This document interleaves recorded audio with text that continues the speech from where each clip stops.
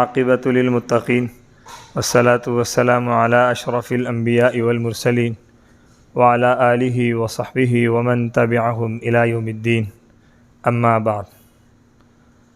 جیسا کہ آپ حضرات کو معلوم ہے، الحمدللہ ادارۃ العلم گوجرانوالا کے زیر اہتمام علمی و فکری محاضرات کا جو سلسلہ شروع کر رکھا ہے، آج اسی سلسلے کا 5واں محاضرہ ہے الحاد کے موضوع پہ۔ الحمدللہ ہمارے آج کے مہمان خصوصی حضرت مولانا ڈاکٹر مفتی محمد احمد صاحب فیصل آباد سے تشریف لا چکے ہیں۔ میں ادارہ کی جانب سے اور اپنی جانب سے حضرت کو ادارہ میں خوش آمدید کہتا ہوں۔ اللہ تعالی حضرت کو خوش و خرم رکھے۔ بیماری کے باوجود حضرت نے سفر کیا، اللہ تعالی حضرت کو صحت دے اور اجر عظیم دے۔ آج کے محاضرہ کا باقاعدہ آغاز کرتا ہوں تلاوت قرآن مجید سے۔ میں دعوت دیتا ہوں محمد صوبان کو کہ وہ تلاوت کلام فرمائیں۔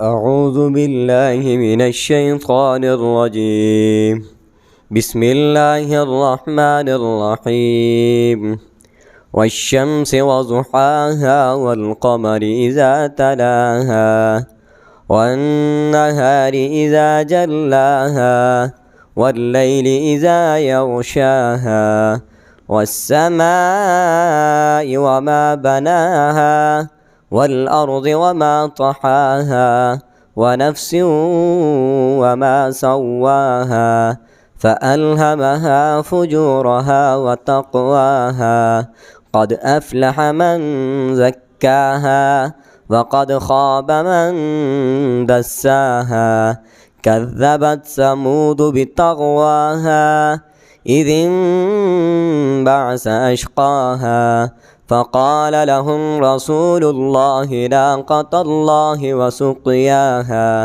فكذبوه فعقروها فدمدم عليهم ربهم بذنبهم فسواها ولا يخاف عقباها صدق الله العظيم۔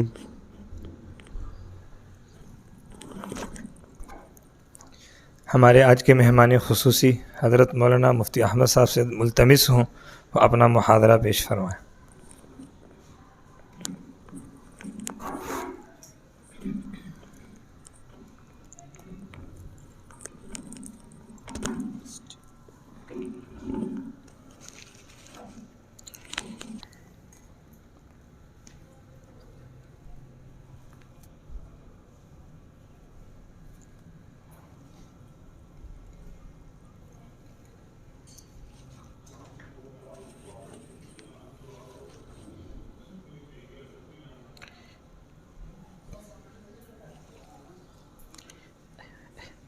بسم اللہ الرحمن الرحیم۔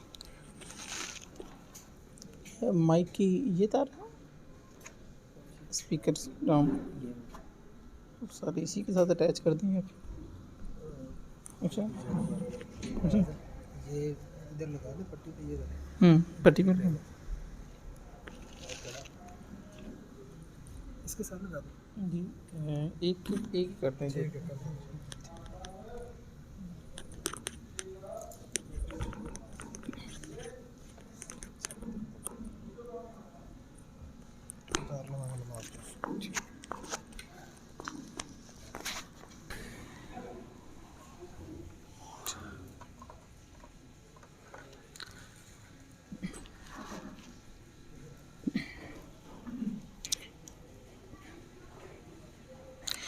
جی بسم اللہ الرحمن الرحیم، ربی یسر ولا تعسر وتمم بالخیر وبک نستعین یا فتاح یا علیم۔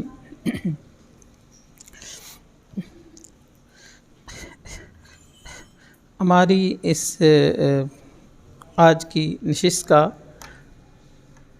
موضوع جیسے کہ آپ حضرات جانتے ہیں کہ جدید فکر اور الحاد کے حوالے سے ہے۔ ہم اپنی اس مختصر نشست کا اس کا کچھ کورس کنٹینٹ یا اس کو کہہ سکتے ہیں کہ ہم اہداف اپنے طے کر لیتے ہیں تاکہ نشست کے آخر تک ہم ان اہداف کو اچیو کرنے کی کوشش کریں گے۔ ہماری اس نشست کے 2 ہدف ہم نے سامنے رکھے ہیں۔ پہلا ہدف یہ ہے کہ اس وقت اسلام پر جو اعتراضات اٹھائے جا رہے ہیں یا خاص طور پر گزشتہ 150 سال میں اسلام پر اعتراضات اٹھائے گئے، ان کا منہج اور اسلوب کیا ہے وہ ہمیں سمجھ میں آ جائے۔ دوسرا ہماری اس نشست کا مقصد یہ ہوگا کہ دنیا میں جو مختلف نظام اور سسٹم چل رہے ہیں، ان سسٹم اور نظام کے حوالے سے ہمیں آگاہی حاصل ہو کہ آیا وہ نظام اور سسٹم کس طرح چل رہے ہیں، ان کے آنے سے کیا وہ اسلامک ہیں، غیر اسلامی ہیں، اسلام سے ان کا کوئی پیچ اپ ہو سکتا ہے نہیں ہو سکتا، وہ تاکہ وہ بحث سمجھنا ہمارے لیے آسان ہو جائے۔ جی آپ جیسے آسانی سے کر لیں جیسے، تو لہٰذا اس گفتگو کو ہم نے سمجھنے کے لیے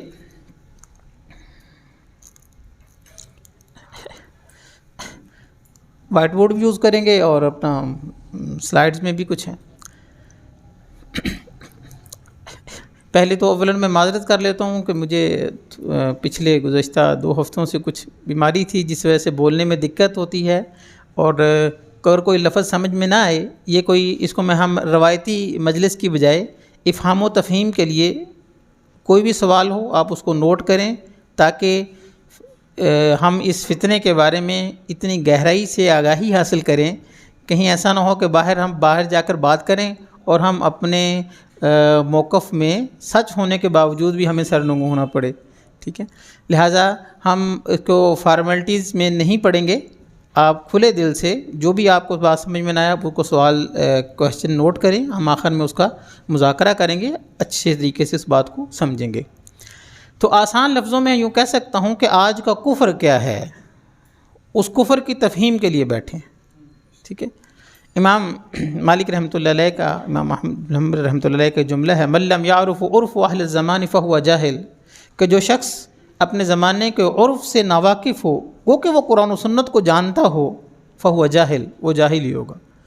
وہ شخص جو قرآن کو جانتا ہے، سنت کو جانتا ہے، لیکن قرآن و سنت جس کے لیے اترا ہے، جن اذہان کے لیے اترا ہے، جن قلوب کے لیے اترا ہے، وہ کس کنڈیشن میں ہیں، ان کی ذہنی ساخت کیا ہے، وہ سوچتے کیسے ہیں، سمجھتے کیسے ہیں، چیزوں کا انالائز کیسے کرتے ہیں، جب تک ان کا فہم نہیں آتا تو وہ فہو جاہل، وہ جاہل ہی سمجھ جائے گا۔ لہٰذا اپنے عہد کی سمجھ کے لیے ہم اس نشست میں بیٹھے ہیں۔ اگر آپ گزشتہ فتنوں کے حوالے سے دیکھیں کہ جتنے بھی اسلام پر اعتراضات یا گزشتہ فتنے جن کو ہم کہہ سکتے ہیں، تو وہ آپ کو فتنے ایک خاص نوعیت کے نظر آئیں گے۔ قرآن مجید میں اللہ تعالیٰ نے ارشاد فرمایا، الف لام را کتاب انزلناہ الیک لتخرج الناس من الظلمات الی النور۔ اللہ تبارک و تعالیٰ نے قرآن کو نازل کیا تاکہ من الظلمات، تمہیں ظلمات سے نکال کر الی النور، روشنی کی طرف لے آئے۔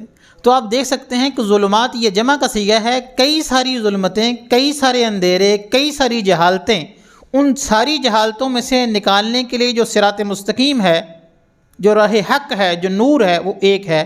جو صراط مستقیم ہے وہ ہے جو محمد صلی اللہ علیہ وسلم دے کر گئے۔ لیکن اس کے مقابلے میں جو اندھیرے ہیں من الظلمات، وہ بہت زیادہ ہیں، بہت سارے ہیں۔ اور گزشتہ اور پیوستہ اندھیروں کو اگر ایک لائن میں رکھ کے آپ دیکھیں گے تو آپ کو 17ویں صدی عیسوی کے اندھیرے کچھ اور نوعیت کے نظر آئیں گے، اور آج کے اندھیرے کچھ اور نوعیت کے نظر آئیں گے۔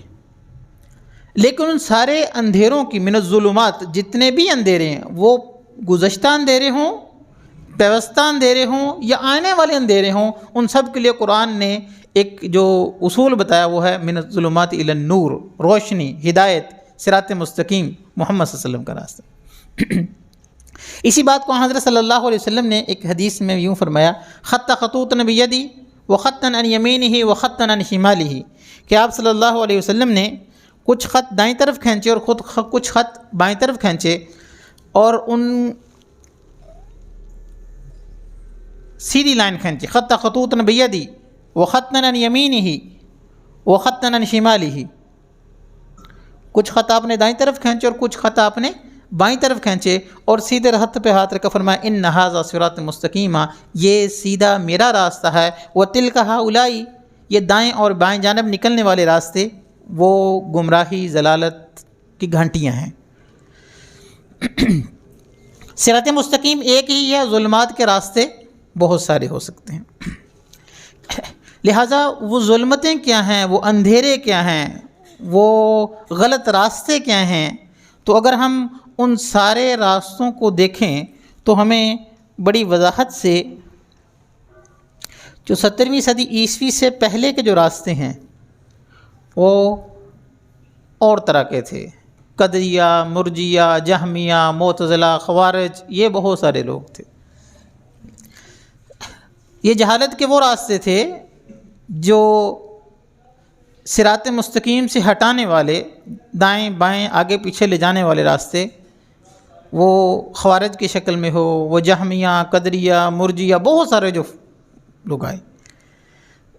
اور جس سچویشن میں ہم لوگ رہے ہیں یا جس دور سے ہم گزر رہے ہیں، نہ تو وہاں پر امام راضی رحمۃ اللہ علیہ جن سوالات کا جواب دیتے ہیں اس طرح کا سوال کوئی اٹھانے والا ہے، اور نہ ہی اس جواب کی آج ضرورت محسوس کی جاتی ہے۔ آج کے سوال اور ہیں، آج کا انداز فکر اور ہے، آج کی جہالت کی گھاٹی اور ہے، آج کی جہالت کے انداز اور ہیں۔ تو وہ جو خاص طور پر جہالت 17 سینچری کے بعد کی ہے، جس کو سیکولر کہہ لیں، لبرل کہہ رہے ہیں، ہیومنزم کہہ لیں، ٹھیک، وہ جو ہے وہ کیا ہے جس سے آج لوگ متاثر ہیں۔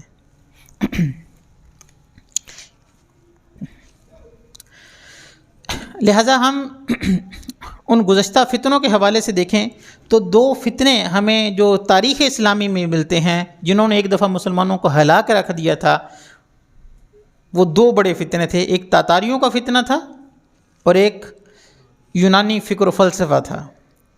اچھا، یہ دونوں فتنے اپنی شدت کے اعتبار سے بڑے سخت تھے، لیکن اسلام کی دین کی اساس کو یہ ہلا نہیں سکے۔ کیوں؟ جب یونانی فکر و فلسفہ نے مسلمانوں پہ وار کیا تو اس وقت اسلام کا سورج چڑھا ہوا تھا، حدود اور قصاص کی سزائیں نفاذ کے بعد کس طرح کا عدل قائم ہوتا ہے وہ سب کو نظر آ رہا تھا۔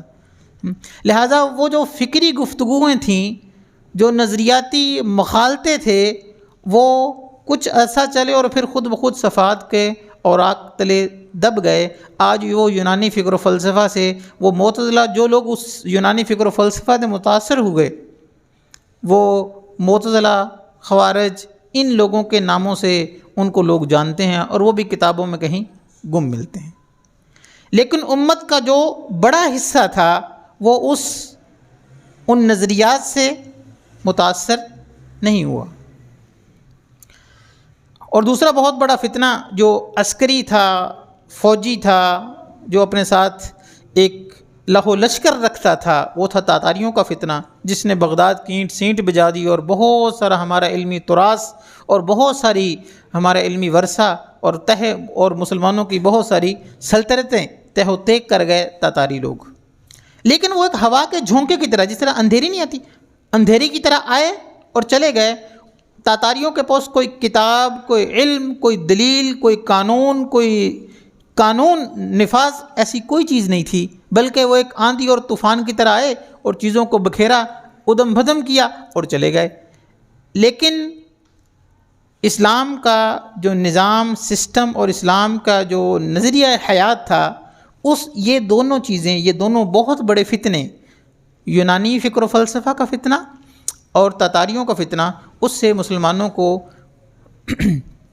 نقصان تو ہوا، کوئی ایسا نقصان نہیں جس کی تلافی نہ ہو سکتی ہو۔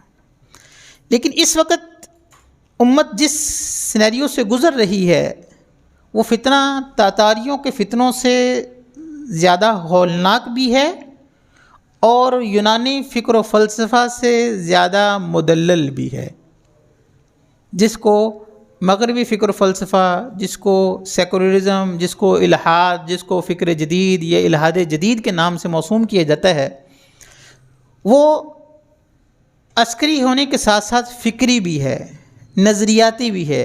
एजुकेशन के मैदान में एक पूरा एजुकेशन सिस्टम रखता है, मालियात के निज़ाम में पूरा एक मालियाती निज़ाम रखता है, सियासत के मैदान में पूरा एक डेमोक्रेटिक सिस्टम रखता है। तो जिस तरह अफ़कार के मैदान में एक ख़ास नज़रिया और तसव्वुर हयात रखता है, इसी तरह अपने लाहो लश्कर में, अपने टैंक, तोप, बंदूक और अपने असले में भी अपनी मिसाल आप रखता है। ऐसे फितने से उम्मत ने गुज़श्ता से पेवस्ता सदियों में जो हमें जो सामना करना पड़ा, वो या तो महज नज़रियाती और फ़िक्री थे या महज अस्करी थे। ऐसा नहीं था कि हम बैक वक्त जिस दुश्मन से टकरा रहे हों, वो दुश्मन हमारा असले, बारूद और तोप और गोले में भी कमाल महारत रखता हो, इसके साथ साथ वो नज़रिया, इल्म, दलील और क़ुव्वत बयान और नज़रियात को चेंज करने की ताकत भी रखता हो। ऐसा पहले नहीं हुआ। ये सिर्फ 17वीं सदी ईस्वी के बाद से 18वीं और ख़ास तौर पर बरसग़ीर में 19वीं सदी के बाद ये फितना जिसने सर उठाया और देखते ही देखते बड़ी बड़ी कौमों को इसने अपनी लपेट में ले लिया। जुमला मोदरजा के तौर पर हम एक बात समझते जाएं कि इस फ़िक्र ने, इस इल्हाद ने जो सबसे ज़्यादा नुकसान पहुंचाया है, जिस मज़हब को नुकसान पहुंचाया, वो मज़हब ईसाईयत था, जहाँ से ये पनपा जन्म लिया। जिसने ईसाईयत के बाद सबसे ज़्यादा नुकसान जिसको इसने पहुंचाया वो हिंदुइज़्म था। हत्ता कि हिंदुओं की जो बुनियादी किताबें, जिस तरह आपकी बुखारी मुस्लिम जो बुनियादी किताबें हैं, हिंदुओं की जो बुनियादी वीद है, उसकी तशरीहात ज़्यादा मोतबर वो मानी जाती हैं जो उन लोगों ने की हैं। और ख़ास तौर पर 19वीं सदी में और बाद में 20वीं के बाद 20वीं सदी में बरसग़ीर में, और ख़ास तौर पर इन पिछले 30 सालों में इसका रुख सारा का सारा मुस्लिम दुनिया की तरफ है। और मुस्लिम दुनिया में क्या क्या तब्दीलियाँ आई हैं इसको हम बाद में देख लेंगे। मुख्तसर ये कि आप ये कह सकते हैं कि इस इल्हाद जदीद, इल्हाद ये है क्या असल में, ठीक है जी। अब सवाल ये है कि जो ना तो ईसाईयत का सखा है, ना किसी और मज़हब का दिलदादा है, तो जब बाकी मज़ाहिब के अगेंस्ट है तो इस्लाम के भी अगेंस्ट है। तो ये असल में ये है क्या, ये फ़िक्र है क्या? हमने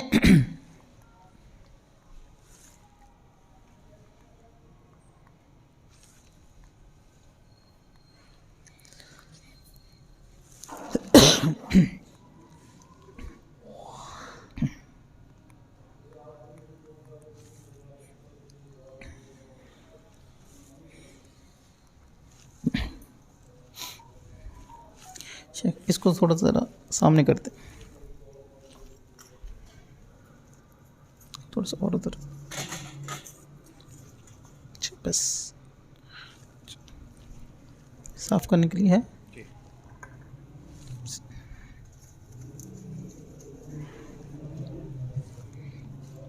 क्यों रखता है तलाक का हक सिर्फ मर्द को, क्यों औरत तलाक क्यों नहीं दे सकती? और ये सारी वो बातें हैं जो इसके पीछे दो बातें खड़ी हैं। जब उस ज़ाविये नज़र से इस्लाम को देखा जाएगा तो ये सारे एतराज़ात जन्म लेते हैं। तो आप एक एक बात को रद्द करने के बजाय उस ज़ाविये नज़र को तोड़ दिया जाए तो वो पैमाना जिस ज़ाविये के अंदर से ये एतराज़ जन्म ले रहे हैं, अगर उसी का हम देख लें कि भाई ये एतराज़ और इस जैसे मिलते हज़ारों और एतराज़ात, लिहाजा वो मैं आपको 3 उसूल पढ़ाऊँगा। एक आज़ादी है, एक मसावत है, और उनमें से एक तरक्की है। आज़ादी, मसावत, ये उसी को लेकर ये सारे एतराज़ात उन्हीं को लेकर खड़े होते हैं।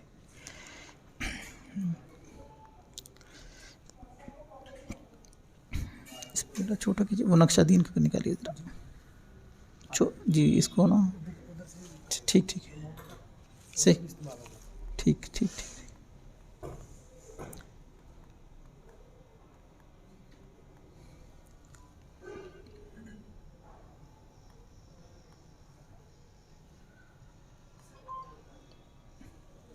بس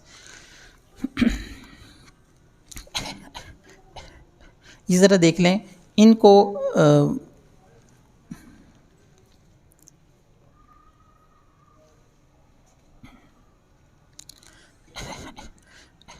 اسلام ایک مذہب ہے یا دین ہے؟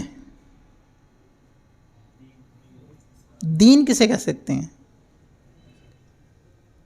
مذہب کا ترجمہ عام طور پر ریلیجن سے کر دیا جاتا ہے. کرسچینٹی عیسائیت ایک مذہب ہے. دین کیا ہے؟ دین کسے کہتے ہیں؟ دین کا ترجمہ انگلش میں ریلیجن سے نہیں ہوتا.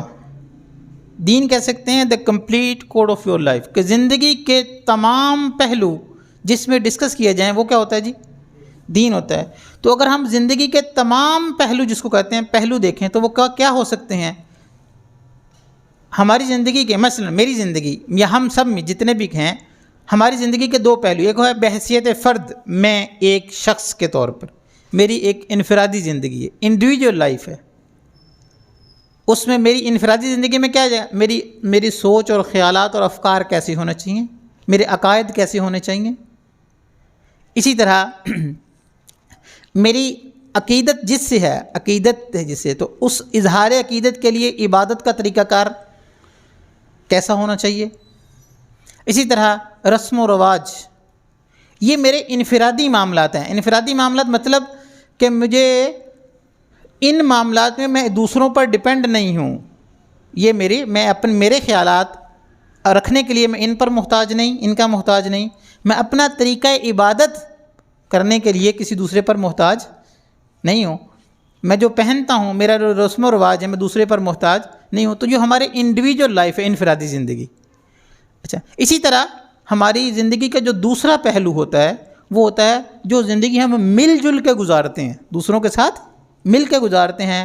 مثلا گھر میں ایسا نہیں ہو سکتا کہ میں خود ہی بیٹا ہوں، خود ہی باپ ہوں، خود ہی چاچا ہوں، خود ہی تایا ہوں، بلکہ ہم مل کر ایک خاندان کے، کوئی باپ ہے، کوئی بیٹا ہے، کوئی چچا ہے، کوئی تایا، مل کر خاندان ایک معاشرے کے ساتھ زندگی گزار رہے ہوتے ہیں. تو ہم یوں ایک معاشرت کا نظام ڈیولپ ہوتا ہے. اسی طرح یہ پینسل ہے نا، ایسا نہیں ہو سکتا کہ میں خود اپنے آپ سے خریدوں، اپنے آپ کو بیچ لوں، پھر اپنے آپ کو خریدوں، تو بلکہ میں کسی سے خریدوں گا، کسی کو آگے بیچوں گا، تو یوں خریدنے اور بیچنے ایک نظام بنے گا. ٹھیک ہے، یہ وہ معاملات ہیں جو ہمارے اجتماعی ہیں، جو ہم مل کر کام کرتے ہیں. ٹھیک ہے، تو ہم اگر اپنے ان معاملات کو دیکھیں تو وہ دو طرح کے ہیں. کتنی طرح کے ہیں جی؟ دو طرح کے. یا تو انفرادی معاملات جس میں عقائد ہیں، عبادات ہیں، رسومات ہیں. یا ہمارے نظام کیسے ہوں گے جی؟ اجتماعی ہوں گے، جس میں اجتماعی ہوں گے. ہمارا گھریلو سیٹ اپ، گھر میں کیسے رہنا ہے، معاشرے میں کیسے رہنا ہے، محلے میں کیسے رہنا ہے. معیشت، ہمارا خریدنے اور بیچنے کا، مالیات کا نظام کیسا ہوگا. اسی طرح ہماری ملک کو، ہمارے علاقے کو، ہمارے محلے کو، ہمارے چلانے کے لیے ادارے کیسے کام کریں گے، اداروں کی کیا رسپانسبلٹی، گورنمنٹ، حکومت کیسے چلائی جائے گی، اس حوالے سے. لہٰذا جب کہا جاتا ہے دین، تو دین کا مطلب یہ دونوں چیزیں ہوتی ہیں، جو ہمیں بحیثیت فرد بھی رہنمائی دے اور بحیثیت سوسائٹی بھی ہمیں گائیڈنس پرووائڈ کرے، ہمیں رہنمائی دے. جو چیز ان دونوں معاملات میں بحیثیت فرد بھی اور بحیثیت اجتماع بھی رہنمائی رکھتی ہو، اسی کو کہہ سکتے ہیں دین ہے. وہ کمپلیٹ کوڈ آف لائف ہے، وہ زندگی کا پوری رہنمائی وہ ہے. اور اگر اسلام کے سوا باقی جتنے بھی مذاہب عالم ہیں وہ کچھ یوں ہیں، وہ انفرادی معاملات میں تو اپنے پاس رہنمائی رکھتے ہیں. عقیدہ ہر مذہب کے پاس ہوتا ہے، غلط ہو صحیح ہو الگ بات ہے. عیسائیوں کے پاس اپنا عقیدہ ہے، ہندوؤں کے پاس اپنا عقیدہ ہے، یہودیوں اور سکھوں اور دنیا کے ہر مذہب کے پاس کوئی نہ کوئی آئیڈیالوجی ہوتی ہے. غلط صحیح الگ بات ہے. نمبر 2، تمام کے تمام مذاہب عالم، ہر مذہب کے پاس طریقہ عبادت بھی ہوتا ہے. کوئی گھنٹیاں بجاتا ہے، کوئی رام رام کرتا ہے، تو کوئی آگ کے چکر لگاتا ہے، کچھ کرتا، کچھ نہ کچھ سب مذہب کے پاس ہوتا ہے، طریقہ عبادت ہوگا. اسی طرح غمی اور خوشی کی ایکسپریشن، غمی اور خوشی کو اظہار کا طریقہ کار، وہ بھی ہر مذہب کے پاس ہوتا ہے۔ شادی کے موقع پہ کیا کرنا ہے؟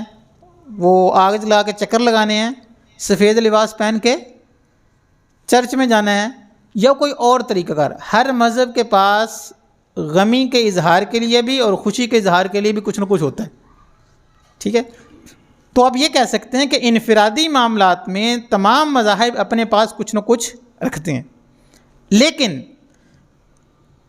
اپنے اجتماعی نظام زندگی میں کہ مل کر کیسے زندگی گزاریں گے، سوائے اسلام کے دیگر مذاہب کے پاس کچھ جزوی احکامات ضرور ہیں، لیکن اتنے احکامات نہیں ہیں کہ ان پر ایک سسٹم اور ایک نظام کھڑا کیا جا سکے، ٹھیک ہے؟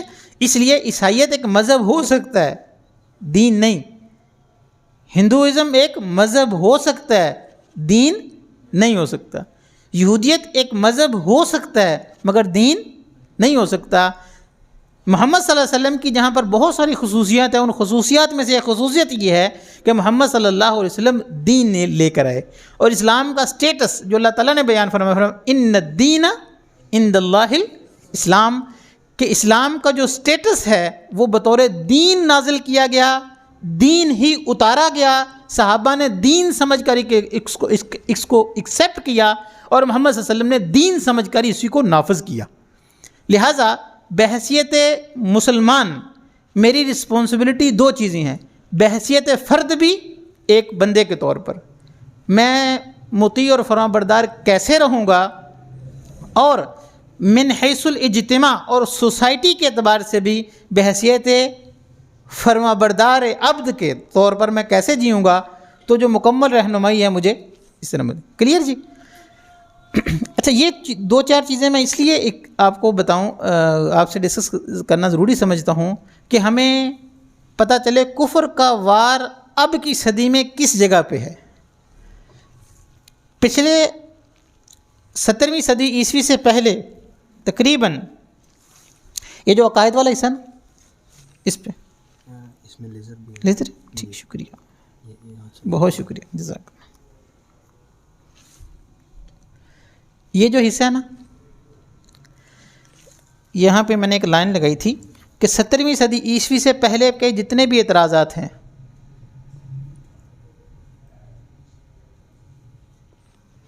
وہ سارے کے سارے اس پہ کھڑے ہیں۔ وہ قدریہ، مرجیہ، جہمیہ، معتزلہ، خوارج، وہ سارے اس پہ اٹیک کرتے ہیں۔ اور ایک بات سمجھ لیں، شیطان گمراہ ضرور ہے، بیوقوف نہیں ہے، چلا نہیں ہے، ٹھیک ہے؟ وہ صراط مستقیم سے ہٹانے کے جو راستے قرآن کہہ رہا ہے من الظلمات الی النور، اندھیرے بہت سارے ہیں، گزشتہ اندھیرے تھے وہ ایسے اس پہ اٹیک کرتا تھا۔ اب کے اندھیرے کیسے ہیں وہ ذرا سمجھ لیجئے گا، وہ سمجھانے کے لیے میں نے یہ سارا نقشہ آپ کے سامنے کھینچا۔ اس وقت کا اندھیرا کیسا ہے؟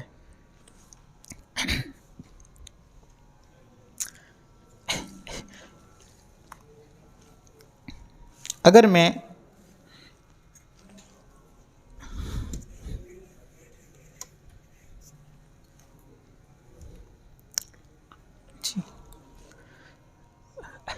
اس کو اگر مٹا دیا جائے اور یہ والا حصہ ختم کر دوں، لائن لگا دوں یہاں پہ کہ معاشرت، معیشت اور سیاست، اس کو اسلام سے نکال دیں، پھر پیچھے کیا رہ جائے گا؟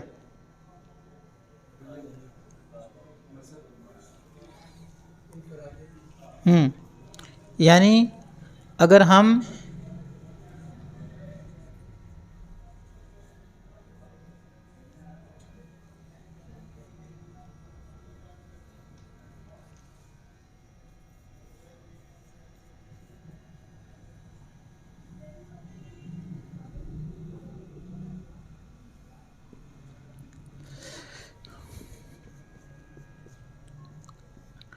اگر کوئی شخص ایسا اسلام مانتا ہو،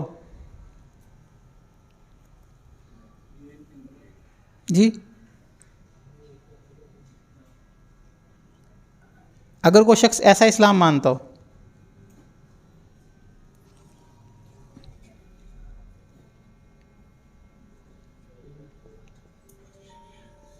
اس کو یہ کہتے ہیں سیکولر. ہم لوگ سمجھتے ہیں کہ سیکولر شاید کسی لباس کا نام ہے. اس نے پینٹ شرٹ پہنی ہوئی ہے, اس نے ٹائی شائی لگائی ہو, یہ سیکولر ہو سکتا ہے. اور اس نے چونکہ پگڑی پہنی ہوئی ہے اور اس نے چونکہ جبہ پہنا ہوا, یہ بندہ سیکولر نہیں ہو سکتا. سیکولر کسی لباس کا نام نہیں ہے جی. سیکولر اس نظریے کا نام ہے جو اپنے as according to Oxford dictionary میں یہی لکھا ہوا ہے, جو اپنے اجتماعی نظام زندگی سے, یہ اجتماعی نظام زندگی, فرد کی زندگی کیا تھی؟ انفرادی طور پر عقائد بھی ہیں, عبادات بھی ہیں, رسومات بھی ہیں. ٹھیک ہے جی. عقائد میں, عبادات میں, رسومات میں, مسجد آنے جانے میں, قرآن کی تلاوت کرنے میں, تسبیحات میں, درود شریف میں, باقی معاملات میں وہ اللہ اور اللہ کے رسول سے رہنمائی لینے کا پابند ہے. لیکن اپنے معاشرے کو کیسے چلانا ہے, اپنے مالی معاملات کو کیسے ہینڈل کرنا ہے, اور اپنے امور سیاست کو کیسے ہینڈل کرنا ہے, ان معاملات میں وہ محمد رسول اللہ صلی اللہ علیہ وسلم سے رہنمائی لینے کا قائل نہ ہو. اس کے بھی 2-3 ورژن ہیں. قائل کیوں نہیں ہے؟ نمبر 1, پہلی وجہ, وہ جو باتیں آئی تھیں, وہ جو احکامات آئے تھے وہ ٹھیک تھے, ہم تک پہنچتے مولویوں نے گڑبڑ کر دی. ایک وجہ. دوسری وجہ, وہ جو احکامات آئے تھے وہ احکامات اپنے اندر اتنی جان نہیں رکھتے کہ وہ آج کے بدلے ہوئے حالات کو گائیڈ کر سکیں. ٹھیک ہے جی. تیسری وجہ, وہ جو احکامات آئے تھے وہ احکامات بھی طاقتور, مضبوط اور لاجیکل تھے, اور وہ ہم تک پہنچ بھی صحیح گئے ہیں. لیکن چونکہ ہم UN کے اور فلاں کے معاملات میں معاہدے کر چکے ہیں, لہٰذا آج ہم ان احکامات پہ نہیں چل سکتے. وجہ کوئی بھی ہو, پہلا بہانہ ہو, دوسرا ہو یا تیسرا ہو, یا اس کے علاوہ کوئی اور ہو. 3 مارکیٹ میں یہ 3 چل رہے ہیں آج کل. ٹھیک ہے, مارکیٹ میں یہ 3 چل رہے ہیں. وہ پہلی بات ہو, دوسری ہو, تیسری ہو, یا اس کے علاوہ کوئی اور بات ہو. جب بھی یہ کہا جائے کہ ہم اپنے اجتماعی نظام زندگی کو خدا اور رسول کی رہنمائی کے بغیر خود سے ہینڈل کر لیں گے, اس کو کیا کہتے ہیں جی؟ وہ سیکولر ہوتا ہے. As according to Oxford dictionary یہی لکھا ہوا ہے, اپنی اجتماعی نظام زندگی سے دین کو بے دخل کرنا سیکولرزم کہلاتا ہے. ٹھیک ہے جی. اچھا, تو اب کی گمراہی کے جو راستے ہیں وہ یہ نہیں ہیں کہ کوئی آپ سے آ کر یہ کہے کہ محترم آپ ہندو ہو جاؤ. کوئی نہیں کہے گا آپ سے. میں آپ کو گارنٹی دیتا ہوں, آپ کو آپ کی زندگی میں آ کے کوئی آج یہ نہیں کہے گا جناب آپ سکھ ہو جاؤ. وہ اعتراض کس پہ ہے جی؟ ادھر ہے. اس صدی میں شیطان نے یہ راستہ چھوڑ دیا ہے. اب کون سا ہے؟ اب یہ والا ہے. اس کو یہ چاہیے کہ یہ بندہ مومن اللہ کے دربار میں جب حاضر کیا جائے تو یہ اس کا لسٹ نافرمانوں کی لسٹ میں شامل ہو.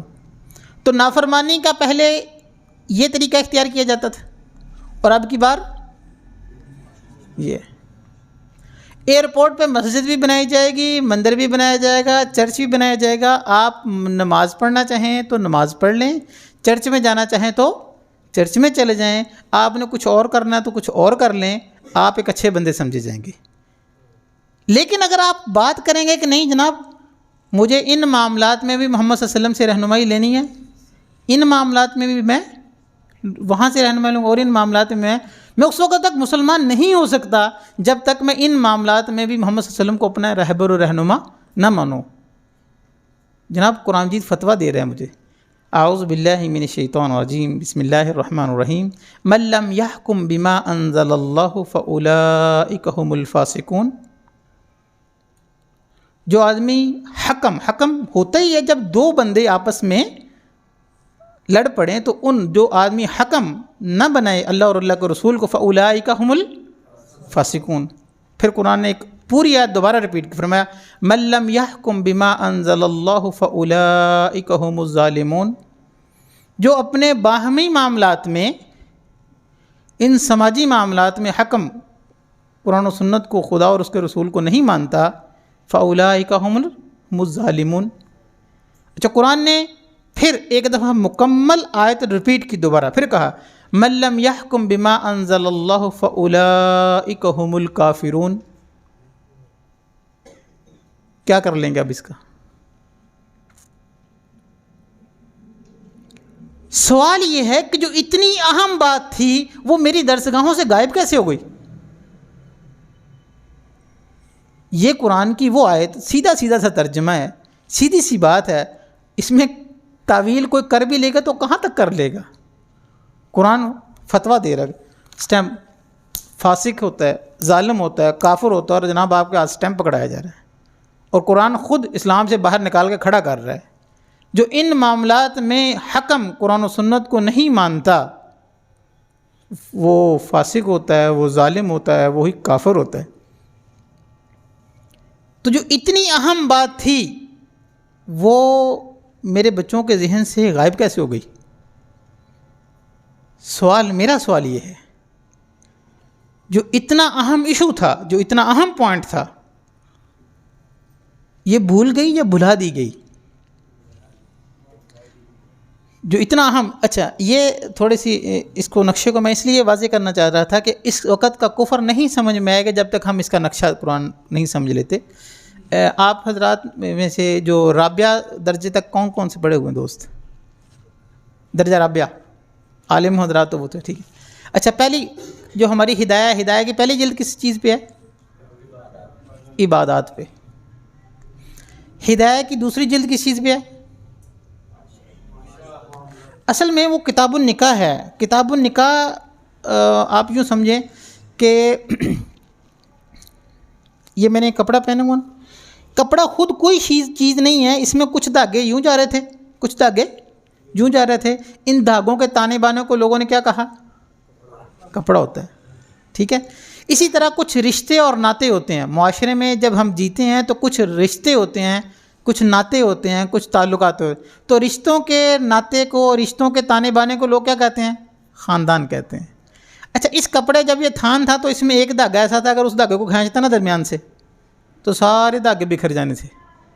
تو رشتوں میں بھی ایک رشتہ ایسا ہوتا ہے، اگر درمیان سے اس رشتے کو، معاشرے میں اس رشتے کو بے اثر کر دیا جائے، اس رشتے کو غیر محترم قرار دے دیا جائے، اس رشتے کو معاشرے سے ختم کر دیا جائے تو باقی سارے رشتے ختم ہو جاتے ہیں. وہ رشتہ کون سا ہے؟ وہ رشتہ نکاح ہے، جس سے ضرب کھا کے باقی سارے رشتے تشکیل پاتے ہیں.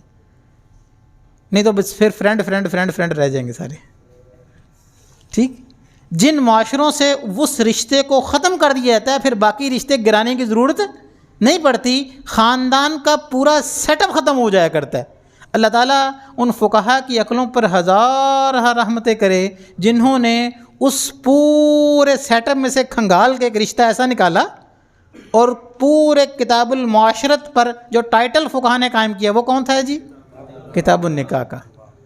اس میں کتاب الرضاعت بھی ہے، کتاب الطلاق بھی ہے، سارا کچھ ہے اس میں. لیکن کتاب النکاح مطلب اس میں معاشرت ڈسکس ہوگی، معاشرے کی وہ بنیادی عقائد ڈسکس ہوگی جس سے باقی سارا سیٹ اپ بنے گا.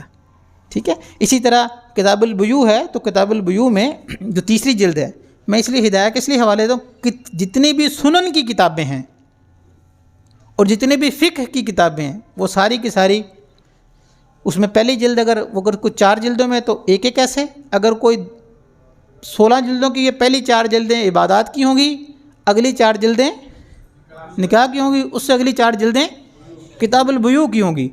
بیوع کیا؟ بیوع میں مالی معاملات ہوتے ہیں سارے. اور اذا نودی للصلاۃ من یوم الجمعہ وذروا البیع، اگر دیگر نصوص کو دیکھا جائے تو شاید اللہ تعالیٰ یہ چاہتے ہیں کہ مسلمان ایک تاجر ہونا چاہیے. خریدنے مالی معاملات کو مال حاصل کرنے کے 3-4 طریقے ہو سکتے تھے، لیکن جو ٹریڈنگ تھا، ٹریڈنگ جن کے پاس ہوتی ہے، تجارت جن کے پاس ہوتی ہے، دنیا کا اکثر پیسہ اسی قوم کے پاس ہوتا ہے. ٹھیک ہے جی. تو اللہ تعالیٰ تو فقہا نے کتاب پورے مالی معاملات پر بیوع کا لفظ لگایا. ٹھیک. اسی طرح کتاب الشفا بھی آپ پڑھتے ہوں گے، لیکن شفا کو تو کتاب البیوع میں نہیں ہونا چاہیے تھا. کچھ میں اپنا پلاٹ بیچوں گا نہیں تو شفا کیسے ثابت ہوگا؟ شفا ثابت ہونے کے لیے ضروری تھا نا کہ میں بیچوں تو کوئی شفا کر سکتا ہے، میں بیچوں گا نہیں تو شفا کون کیسے کر لے گا. لیکن کتاب الشفا وہ اگلی جلد میں چلا جاتا ہے اور بیوع پیچھے رہ جاتا ہے. کبھی سوچا آپ نے کیوں ہوتا ہے؟ جن معاملات میں گورنمنٹ اور اسٹیٹ انوالو ہوتی ہے نا، کتاب القاضی، احکام القاضی، وہ سارے کے سارے اس ادھر چلے جاتے ہیں. ٹھیک ہے جی. اچھا، سوال یہ ہے کہ ہماری شریعت کا 1/3 حصہ اس پہ کھڑا تھا، عبادات کو نکال کے، نماز، روزہ، حج، زکوٰۃ نکال کے. باقی جو 70% ہمارے احکامات قرآنی یا احادیث سے تھیں وہ تو اس طرح کی تھی، اور امت آج اس کو بھول بیٹھی ہے اور وہ کہہ رہی ہے کہ نماز پڑھنا، قرآن پڑھنا دینداری، یہ دینداری ہے، اور میری معاشرت کو، میری معیشت کو، میری سیاست کو اسلامی خطوط پر کھڑے ہونا چاہیے، نہیں ہونا چاہیے. We are confuse about it. ہم اس بارے میں اتنے کنفیوز کھڑے ہیں، اتنے کنفیوز کھڑے ہیں کہ شاید لگ رہا ہے کہ اس کے بغیر بھی ہم مسلمان شاید ہو سکتے ہیں. کیسے نہیں؟ میں صرف عرض یہ کرنا چاہتا ہوں کہ شیطان کا حملہ سمجھانا چاہتا ہوں کہ اس بار حملہ اس جگہ پہ ہے.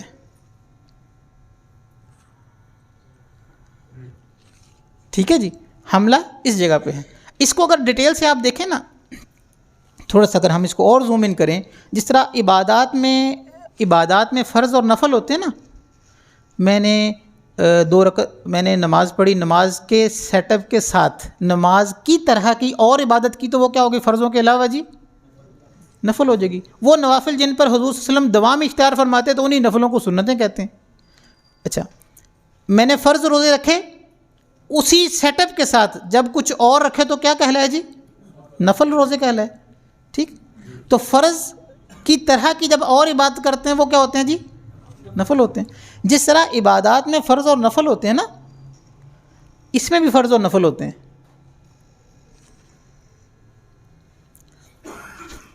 کہا گیا کہ وَلَا تَقُلْ لَهُمَا اُفٍّ، اپنے والدین کو اف، کہ تکلیف پہنچانے کا جو منیمم کرائٹیریا تھا تکلیف نہ پہنچانا، یہ تو تھا فرض. ہاں میں تکلیف تو نہیں پہنچاتا، میں کہتا ہوں ابو جی آپ بائک رہنے دیں، میں بائک اندر کر دیتا ہوں، امی آپ بیٹھے میں چائے بنا دیتا ہوں. تو یہ آپ کے نفل شمار ہوں گے. اصل میں ان نفلوں کا ایک دوسرا نام ہے. ان نفلوں کا دوسرا نام ہے حسن اخلاق. انک لعلی خلق عظیم. اگر ان نوافل کی فہرست کسی نے تلاش کرنی ہو تو وہ جتنی بھی سنن کی کتابیں ہیں اور حضور صلی اللہ علیہ وسلم کو ان معاملات میں جو کرتے دیکھو گے وہ نفل پہ کھڑا پاؤ گے. ٹھیک ہے جی. مختصر یہ. اچھا جی، ہم اپنی بات کو آگے لے کے چلتے ہیں کہ ہمارے دین کا نقشہ جو محمد صلی اللہ علیہ وسلم لے کر آئے، اس امت کے لیے دین لے کر، وہ دین ایسا ہے جو انفرادی معاملات میں بھی ہمیں گائیڈ کرتا ہے اور ہمیں اجتماعی معاملات میں بھی گائیڈ کرتا ہے. اور قرآن دھمکی دے کر ساتھ کہتا ہے مَن لَّمْ يَحْكُم بِمَا أَنزَلَ اللَّهُ فَأُولَٰئِكَ هُمُ الْكَافِرُونَ. جو ان معاملات میں محمد صلی اللہ علیہ وسلم سے رہنمائی لینے کا قائل نہیں ہے وہ مسلمان نہیں ہوتا. اور اس وقت کا کفر وہ اس بات کا متقاضی ہے آپ سے. وہ کہہ رہا ہے کہ آپ داڑھی رکھ لیں، پگڑی پہن لیں، نماز پڑھا کریں، سارا کچھ کیا کریں، لیکن آپ کے مالی معاملات، آپ کے محلے کے رہن سہن، طریق و اطوار اور آپ کی حکومتوں کے سٹرکچر وہ ایسے ہونے چاہیے جیسے کہ ہم آپ کو بتائیں گے. ان معاملات میں آپ اگر دین و سنت کی بات کریں گے بھی تو ہم مار مار کے وہ حال کر دیں گے.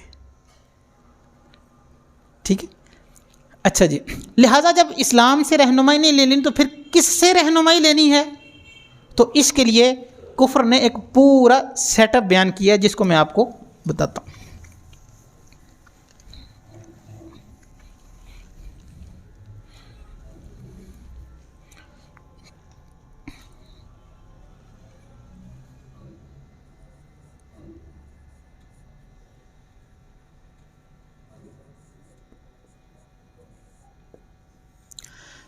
یہ لفظ کبھی سنا پر humanism. What is the humanism? تصور الوہیت انسان.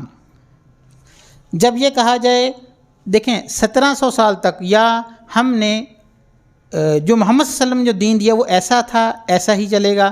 اچھا، جب 17 سینچری کے بعد سے خاص طور پر اب یہ کہا جاتا ہے کہ اسلام جو نماز روزہ عقائد کی حد تک تو رہنمائی لے لی جائے، معاشرت میں، معیشت میں، سیاست میں رہنمائی وہاں سے نہیں لیں گے تو پھر کہاں سے لیں گے؟ اس وقت کے کفر نے ایک اپنا ایک سیٹ اپ، نظام، مکمل ڈھانچہ، اصول، ضابطے اور قوانین کے ساتھ بیان کیے. اور عجیب بات بتاؤں آپ کو، آپ کی درسگاہوں میں وہ جب بھی معاشرت پڑھائی جائے، جتنے بھی سوشل کنٹینٹس ہیں وہ سارے کے سارے وہ ہیں جو کارل مارکس نے یا ہیگل نے تو دیے ہیں، محمد صلی اللہ علیہ وسلم نے نہیں دیے. میرے بچوں، آج کی تاریخ میں بھی تمام یونیورسٹیز، تمام کالجز، تمام عصری ادارے جہاں پر بھی معاشرت یا معیشت یا سیاست کا کوئی سبجیکٹ پڑھایا جائے گا، وہ سبجیکٹ انہی اصولوں پہ کھڑا ہے جو اصول محمد صلی اللہ علیہ وسلم نے نہیں دیے. علمی طور پر تو ہم 100% دستبردار ہو چکے ہیں کہ ان معاملات میں ہمیں دین سے کوئی تعلق اور واسطہ نہیں ہے. عملی طور پر یہ ہماری حیثیت یہ ہے. ٹھیک ہے جی. تو لہٰذا پھر وہ کہاں سے لیتے ہیں، اس کی بنیادی اکائی میں آپ سے ڈسکس کروں. نمبر 1، ہیومنزم کا فلسفہ 17 سینچری میں پیش کیا گیا. ہیومنزم مطلب تصور الوہیت انسان، کہ اس کائنات کی سب سے اعلیٰ ہستی کون ہے. کہا جانے لگا کہ سب سے اعلیٰ ہستی خدا ہے یا فلاں ہے یا فلاں، کہتا ہم نہیں مانتے. جو سب سے اعلیٰ ہستی ہے، آج کا کفر یہ ہے. اچھا، یہ جو ابھی جو بیان کرنے لگا نا، سارے اسلام پر اٹھائے جانے والے اعتراضات انہی 3 پر کھڑے ہیں، اور جتنے بھی آگے سسٹم ہوں گے وہ انہی 3 باتوں پہ کھڑے ہیں. پہلی بات کہ اس کائنات کی سب سے اعلیٰ ہستی کون ہے، تو ڈیکارٹ کہنے لگا سب سے اعلیٰ ہستی انسان خود ہے، میں ہوں.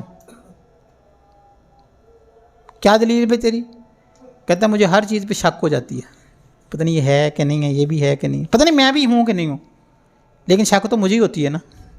کہتا میں کلیئر ہوں کہ میں ہی ہوں. اچھا، بہرحال اس نے کہا سب سے اعلیٰ کون ہے جی؟ سب سے اعلیٰ میں ہوں، انسان سب سے اعلیٰ ہے. ابھی یہ بات آپ کو عجیب لگ رہی ہے، لیکن آگے والے تانتے جوڑوں گا نا تو یہی وہ بات ہے جو بار بار دہرا رہے تھے. اسلام پہلے کہ مسلمان پہلے؟ انسان پہلے کہ مسلمان پہلے؟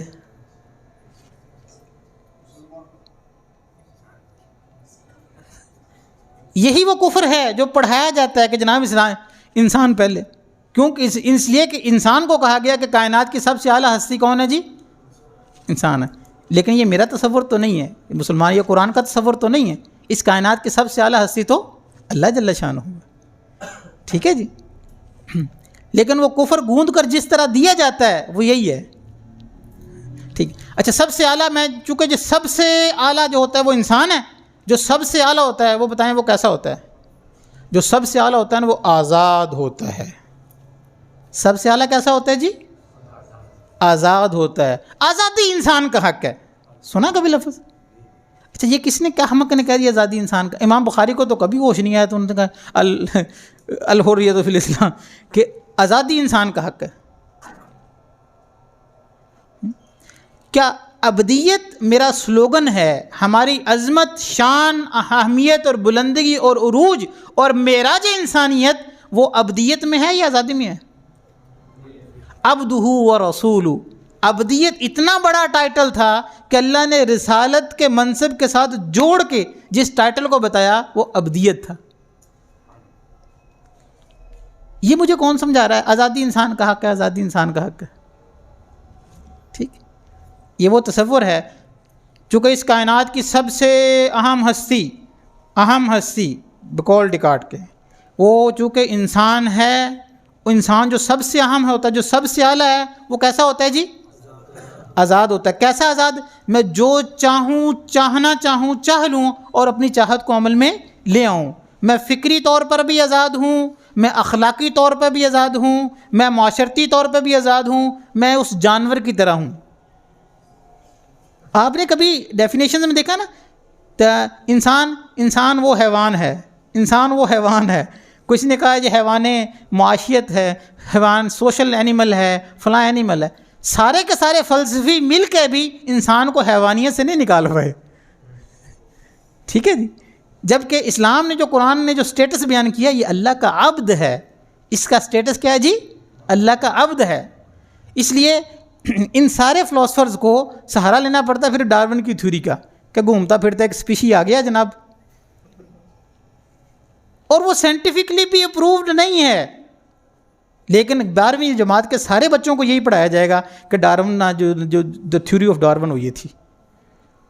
او بھائی بتاؤ نا میرے بچوں کو کہ وہ حضرت آدم کی اولاد میں سے ہیں اور وہ اللہ کے خلیفہ تھے، اور وہ اس کائنات میں ایک مقصد کے لیے مبعوث کیے گئے، اور میری زندگی کا مقصد ایک گھومتے ہوئے کیڑے نما جانور کی طرح نہیں ہے، میں ایک مقصد کے لیے تخلیق کیا گیا ہوں. ٹھیک ہے. اچھا، ہم اپنے پوائنٹ پر آتے ہیں، ہم الجھ گئے تھوڑا سا. اچھا، اس کائنات کی سب سے اہم ہستی کون جی؟ اس نے کہا کہ انسان ہے. جو سب سے اہم ہے، جو سب سے اہم ہے انسان. پہلا اس کا حق کیا بنا جی؟ آزادی انسان کا حق ہے. تو آزادی کیسی آزادی؟ جو چاہنا، جو سوچنا چاہے سوچ لے. اچھا، پہلے سب اس تخم باطل کو پانی دیتے ہیں، اور جب وہ نبی صلی اللہ علیہ وسلم کے خاکے چھاپتے ہیں تو پھر کہتے ہیں نہیں ایسے نہیں ہونا چاہیے تھا. وہ کہتا نہیں مجھے فریڈم آف اسپیچ حاصل، مجھے فریڈم آف اسپیچ حاصل ہے، میں جو بکواس کرنا چاہوں کر سکوں، مجھے آزادی ہے. اور بھائی کیا ہم میں اتنی اخلاقی جرت نہیں ہونی چاہیے؟ بھائی یہ نظریہ کہاں سے لے کے آئے ہو؟ یہ ہمارا نظریہ نہیں ہے. ہمارا سلوگن، ہماری آئیڈینٹی، ہماری شناخت، ہمارا عظمت کی چیز وہ عبدیت ہے. اللہ کا عبد بن کے جینا، یہ ہماری شان ہے. ٹھیک ہے. اور یہ اچھا، دوسرا یہ کہ برصغیر میں صرف لنڈے کی پینٹیں امپورٹ نہیں ہوتی، نظریات بھی امپورٹ ہوتے ہیں. نظریات امپورٹ ہوتے ہیں. یہ لنڈے کے نعرے ہیں بھائی جان. فریڈم آف اسپیچ اور فریڈم ایکسپریشن اور فریڈم اور فلاں، یہ لنڈے کے وہاں سے امپورٹ ہو گئے ہیں، ہمارے نہیں ہیں یہ. اچھا، چونکہ یہ سارے کے سارے انسان آزاد ہیں، یہ بھی آزاد ہیں، یہ بھی آزاد ہیں، اپنے خیال میں، فکر میں، نظریے میں، سوچ میں سب آزاد ہیں. تو یہ بھی آزاد، وہ بھی آزاد، وہ بھی. اتنے سارے شریر خدا کیسے مل کے رہیں گے؟ مساوات.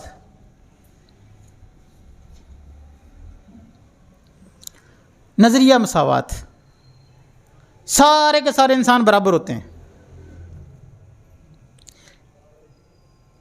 اسلام میں نظریہ مساوات.